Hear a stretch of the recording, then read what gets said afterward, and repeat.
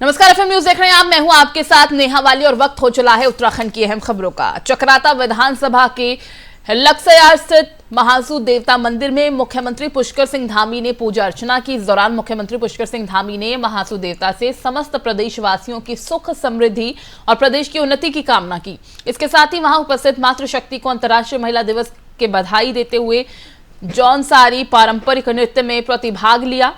उसके साथ चक्राता विधानसभा से बीजेपी प्रत्याशी और बॉलीवुड सिंगर जुबिन नौटियाल के पिता रामशरण नौटियाल भी मौजूद रहे।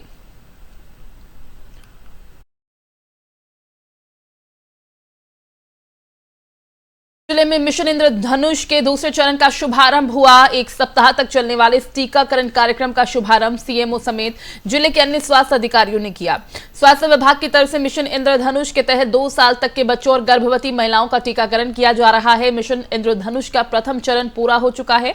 सोमवार से इसके दूसरे चरण की शुरुआत हो चुकी है। दूसरे चरण में स्वास्थ्य विभाग द्वारा चिन्हित 49 करीब 4,979 बच्चों और 868 गर्भवती महिलाओं का टीकाकरण किया जाएगा। दूसरे चरण की शुरुआत करते हुए सीएमओ डॉक्टर एचडी शाखे ने बताया कि इस लक्ष्य को 100% करना हमारा उद्देश्य है।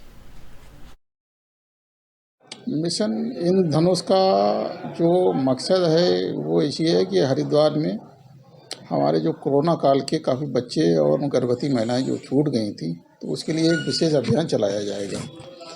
कल से इसकी स्टार्ट हो गई है और ये 13 तारीख चलेगा। 7 दिन का ये होता है।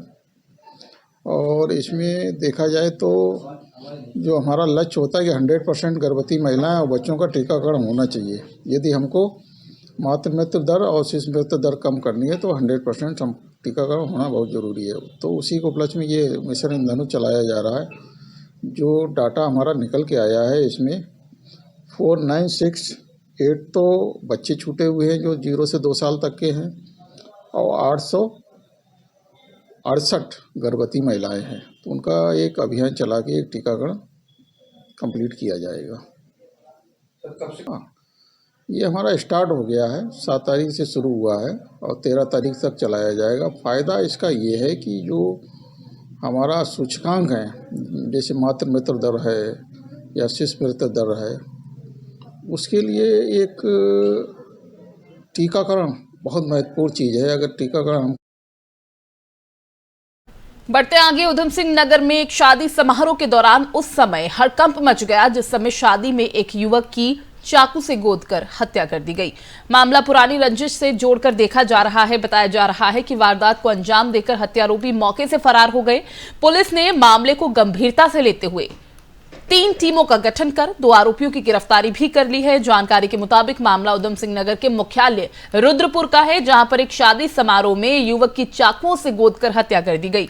विवाह समारोह में एक युवक अपने जीजा और 2 अन्य रिश्तेदार के साथ शामिल होने आया था और इस बीच आरोपियों द्वारा एक युवक की चाकू गोदकर हत्या कर दी गई। इतना ही नहीं, बचाव करने में मृतक का जीजा भी घायल हो गया। आरोपी युवक को मरा छोड़कर फरार हो गए वहां से, जिसकी अस्पताल पहुंचने से पहले ही मृत्यु हो गई। वहीं एसएसपी उधम सिंह नगर बरिद्रजीत सिंह ने कहा कि शादी समारोह में युवक की चाकू से गोदकर हत्या कर दी गई थी। पुलिस ने मामले को गंभीरता से देखते हुए 2 आरोपियों को गिरफ्तार कर लिया है। हत्या एक पुरानी रंजिश के तहत की गई थी। देखिए, यहाँ रुद्रपुर में कल एक शादी समारोह था और उसी में 2 पुरानी रंजिश से रिलेटेड जो है पार्टियां, एक दूल्हा पक्ष की तरफ से और एक जो लड़की पक्ष की तरफ से आए। इसमें जो संजय नाम का लड़का था, उसके भाई ने कहीं पूर्व में जो अभियुक्त है उसके भाई की हत्या करी हुई थी। ये पुरानी रंजिश को देखते हुए जो गौरव है उसने संजय की कल हत्या कर दी अपने दोस्त विजय के साथ। Himalayan institute of jolly grant से अगली खबर, जहां अतिरिक्त ट्यूशन फीस के विरोध में एमबीबीएस छात्र आज हिमालयन अस्पताल जॉली ग्रांट के बाहर धरने पर बैठ गए हैं। छात्रों के मुताबिक एडमिशन के समय उनसे एक शपथ पत्र भी लिया गया था जिसमें कहा गया था कि अगर कोर्ट द्वारा फीस बढ़ोतरी होती है कोर्ट द्वारा तो छात्रों को बढ़ी हुई फीस देनी होगी, लेकिन इंस्टीट्यूट अपनी मर्जी से ही छात्रों की फीस बढ़ा रहा है। बताते चले कि कल से छात्रों के फाइनल वर्ष की यानी फाइनल ईयर की परीक्षा शुरू होनी है, लेकिन परीक्षा से 1 दिन पहले ही छात्रों से ट्यूशन फीस के नाम पर 23 लाख रुपए की मांग की जा रही है और फीस न देने पर परीक्षा नहीं देने दी जाएगी, ये कहा जा रहा है। छात्रों के मुताबिक उनका एडमिशन HNB यूनिवर्सिटी के द्वारा सरकारी कोटे से हुआ। उस समय छात्रों की फीस 4 लाख 5 लाख के बीच थी, 4 से 5 के करीब। लेकिन पिछले 6 दिनों से फीस के नाम पर छात्रों का शोषण किया जा रहा है और उनके परीक्षा देने पर रोक लगाई गई है।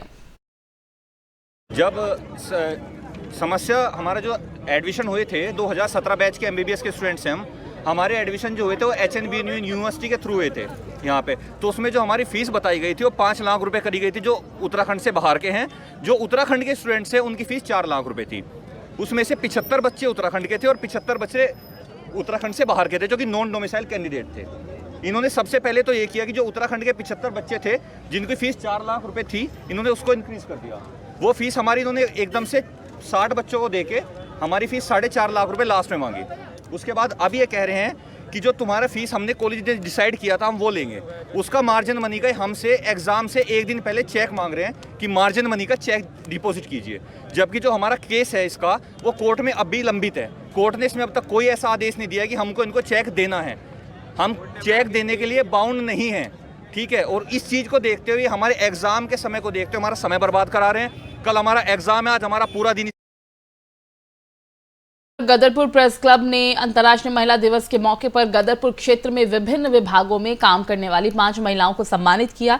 इस मौके पर गदरपुर थाने की सब इंस्पेक्टर कुसुम रावत ने शिक्षा की कमी के कारण महिलाओं पर हो रही हिंसा के बारे में बताया। लोगों से अपील की अपनी बच्चियों को शिक्षित करें और आत्मनिर्भर बनाएं।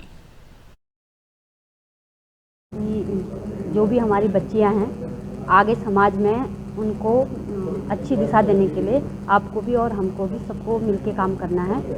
और जो हमारी जॉब है, जॉब के रिलेटिव सभी तरह के अपराध हमारे इसमें देखने को भी मिलते हैं, आते भी हैं। तो उसमें सामंजस्य बनाने के लिए हर एक की परिवार की। अब बात करेंगे जनपद देहरादून के सेलाकुई की, जो कि एक औद्योगिक क्षेत्र है और यहाँ पर बड़ी बड़ी फैक्ट्रियों से जो गंदे पानी निकलता है उसकी कोई व्यवस्था नहीं है और यहाँ पर केमिकल का पानी आसन नदी में जा रहा है, जिसके चलते आसन नदी का पानी दूषित हो रहा है। इसकी सुध तहसील विकासनगर और SDM विकासनगर द्वारा आज तक ली नहीं गई। ये नदी कई ग्रामीण क्षेत्रों से होती हुई गुजरती है, जिससे कई लोग और जानवरों की जान पर खतरा बना हुआ है।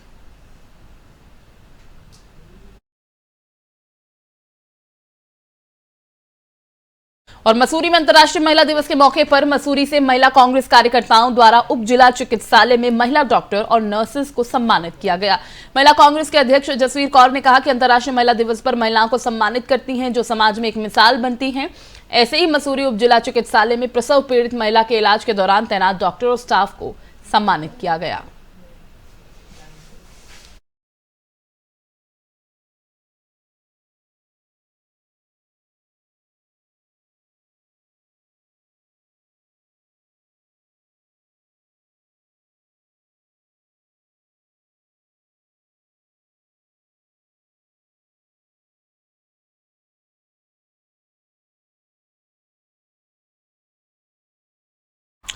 बढ़ते हैं आगे। हरिद्वार जिला निर्वाचन अधिकारी विनय शंकर पांडे और वरिष्ठ पुलिस अधीक्षक डॉक्टर योगेंद्र सिंह रावत ने सोमवार को विधानसभा सामान्य निर्वाचन 2022 के आगामी 10 मार्च को होने वाली मतगणना के दृष्टिगत BHEL सेक्टर 1 स्थित शिवडेल स्कूल में मतगणना स्थल का निरीक्षण किया।